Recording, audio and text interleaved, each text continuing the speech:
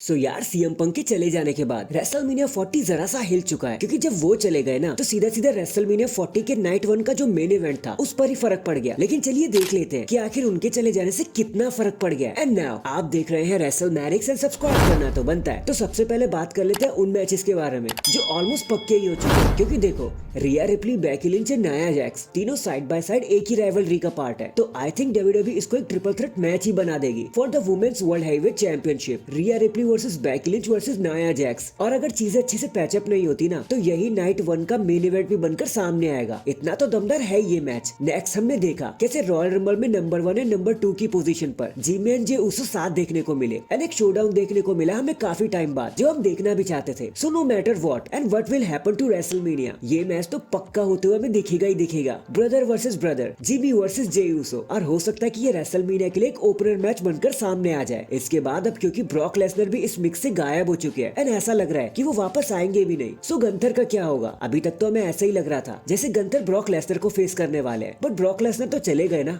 तो फिर क्या होगा? So answer is so simple, Gunther face करने वाले हैं ब्रॉन ब्रेकर को। हमने इनके बीच में एक स्टेयर डाउन पहले ही देख लिया रॉयल रंबल में। एंड क्योंकि निक एल्डिस भी ब्रॉन ब्रेकर से बातें किए जा रहे थे तो ये मैच अपने आप में ही हुमंगस बनने वाला है। So Gunther versus Bron Breakker for the intercontinental championship. इसी के साथ मैं आपको बताता चलूं, ब्रॉन ब्रेकर के लिए एक नहीं दो चीजें सामने आ रही हैं, क्योंकि वो शायद हो सकता है अगर गंथर को फेस नहीं करते तो इस साल ओमास को रेसलमेनिया में जरूर फेस कर लेंगे। और ये मैच एक ओपनर की तरह भी नजर आ सकता है रेसलमेनिया में, जिसे हम ब्रांड वर्सेस ब्रांड के तौर पर भी देख सकते हैं। मतलब रॉ की तरफ से ओमास एंड स्मैकडाउन की तरफ से ब्रॉन ब्रेकर। बाकी लेट्स सी ब्रॉन ब्रेकर की गाड़ी कहां जाकर रुकती है। नेक्स्ट अगर रॉयल रंबल विनर की बात कर ली जाए तो सबसे पहले नाम आता है बेली का। इनके लिए चीजें काफी ऑब्वियस ही है, ये सीधे सीधे देखो थोड़े टाइम बाद इयो स्काई को ही चूज कर लेंगी एंड रेसलमेनिया में हम इयो स्काई वर्सेस बेली के चैंपियनशिप मैच को ही देखने वाले हैं। और हाँ, इससे आप बेली के फेस टर्न को समझ ही लेना। यहाँ के बाद से बेली डैमेज कंट्रोल को छोड़ देंगी और फिर एक फेस टर्न को अपना लेंगी जैसे कभी हुआ करती थी। वैसे भी काफी टाइम से हील बनी हुई है वो, तो चेंज होना तो बनता है। In the end the big elephant in the room, CM Punk के चले जाने के बाद वर्ल्ड चैंपियनशिप तो जैसे अधूरी ही रह गई। तो मैं आपको बता दूं, वर्ल्ड चैंपियनशिप को मिलने वाला एक डबल ऑप्शन। अगर कोडी रोड सेथ रॉलिंस को सिलेक्ट कर लेते हैं तब तो वैसी चीजें फाइन हो गई, वरना ड्रू मैकिंटायर एक बारी फिर से एलिमिनेशन चेंबर मैच को जीत जाएंगे और सेथ रॉलिंस को फेस करेंगे एट रेसलमेनिया। और इस बारी तो वो पक्के से पक्का सेथ रॉलिंस से चैंपियनशिप ले ही लेंगे। बट अगर कोडी रोड सेथ रॉलिंस को सिलेक्ट कर लेते हैं तो हमारी ट्राइबल चीफ का क्या होगा यार?